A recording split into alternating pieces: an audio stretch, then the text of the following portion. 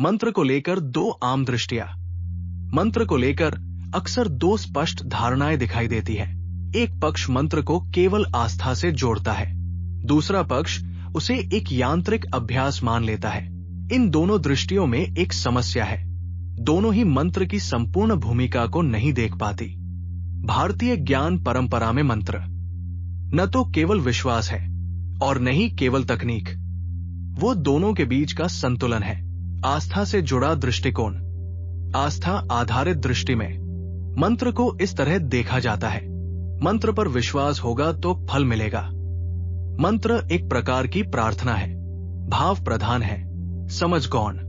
इस दृष्टि की अपनी जगह है। आस्था मन को जोड़ती है, वो अभ्यास को सहज बनाती है। लेकिन केवल आस्था पर आधारित मंत्र जप अक्सर निरंतरता और स्पष्टता खो देता है। अनुशासन आधारित दृष्टि। दूसरी ओर मंत्र को केवल अनुशासन की तरह भी देखा जाता है। निश्चित समय, निश्चित संख्या, बिना भाव के दोहराव। ये दृष्टि मन को स्थिर तो कर सकती है, लेकिन यदि उसमें सजगता न हो तो अभ्यास यांत्रिक हो जाता है। मंत्र साधना का उद्देश्य मन को प्रशिक्षित करना है, उसे थका देना नहीं। मंत्र की मूल प्रकृति क्या बताती है? मंत्र की मूल प्रकृति को देखें तो वो किसी एक छोर पर नहीं ठहरती। मंत्र ध्वनि है, ध्यान है और मानसिक अनुशासन भी। इसी कारण मंत्र की मूल अवधारणा को समझे बिना उसकी साधना अधूरी रह जाती है। जहां मंत्र क्या है कि स्पष्टता आवश्यक हो जाती है, आस्था कहां सहायक बनती है। आस्था मंत्र साधना में निरंतरता बनाए रखने में मदद करती है, प्रारंभिक कठिनाइयों को सहने योग्य बनाती है, अभ्यास को अर्थ देती है। लेकिन आस्था तब बाधा बन जाती है जब वो प्रश्न करने से रोक दे। भारतीय परंपरा में प्रश्न और अनुभव दोनों को स्थान दिया गया है। अनुशासन कहाँ आवश्यक है? अनुशासन मंत्र साधना को दिशा देता है, बिखराव से बचाता है और मन को क्रम में लाता है। मंत्र जप का उद्देश्य और उसकी प्रक्रिया इसी अनुशासन से जुड़ी है।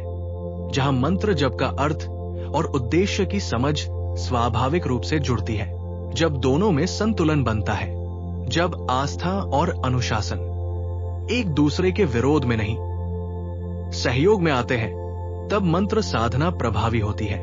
आस्था अभ्यास को जीवंत रखती है, अनुशासन अभ्यास को स्थिर करता है। यही संतुलन मंत्र को चमत्कार से अलग और अभ्यास के निकट लाता है। आधुनिक जीवन के संदर्भ में, आज के जीवन में अंध विश्वास भी है और अतिवाद भी। ऐसे समय में मंत्र को न तो रहस्य बनाया जाना चाहिए और न ही उसे यांत्रिक अभ्यास में घटाया जाना चाहिए।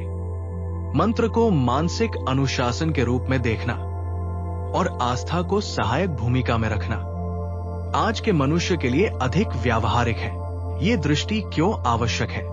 यदि मंत्र को केवल आस्था मान लिया जाए तो वो आलोचना से डरने लगता है। यदि केवल अनुशासन मान लिया जाए तो वो अर्थ खो देता है। मंत्र की वास्तविक शक्ति इन दोनों के संतुलन में है। यहां ठहर कर समझने की बात, मंत्र साधना का उद्देश्य कुछ प्राप्त करना नहीं, बल्कि स्वयं को स्पष्ट करना है। आस्था उस मार्ग पर चलने की प्रेरणा देती है, अनुशासन उस मार्ग पर टिके रहने की क्षमता।